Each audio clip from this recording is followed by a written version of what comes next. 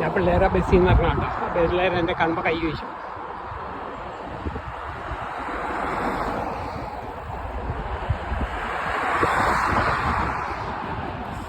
കണ്ട എനിക്ക് ഉറപ്പായിരുന്നു, ഞാൻ അവരെ കൈ വീശിയിട്ട് ഒന്നുമില്ല.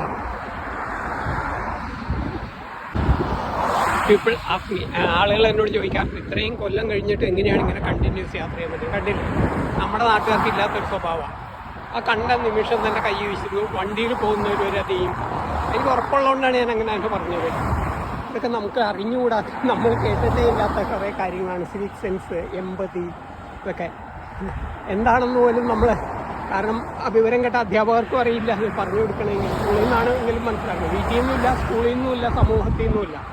ഇത് മാത്രമല്ല, അതിൻ്റെ ഓപ്പോസിറ്റൊക്കെ കണ്ട് ശീലിച്ചിട്ടേ ഉള്ളൂ നമ്മൾ. അപ്പോൾ ഈ ഇത്തരം സാധനങ്ങൾ കിട്ടുന്നതുകൊണ്ടാണ് എനിക്ക് കൊല്ലങ്ങൾ കഴിഞ്ഞിട്ടും യാത്ര ഇങ്ങനെ തുടരുന്നത്. അപ്പോൾ ഞാനിപ്പോൾ രാത്രി തന്നെ ഈ എസ്റ്റോണിയയ്ക്ക് നീങ്ങിക്കൊണ്ടിരിക്കുന്നു.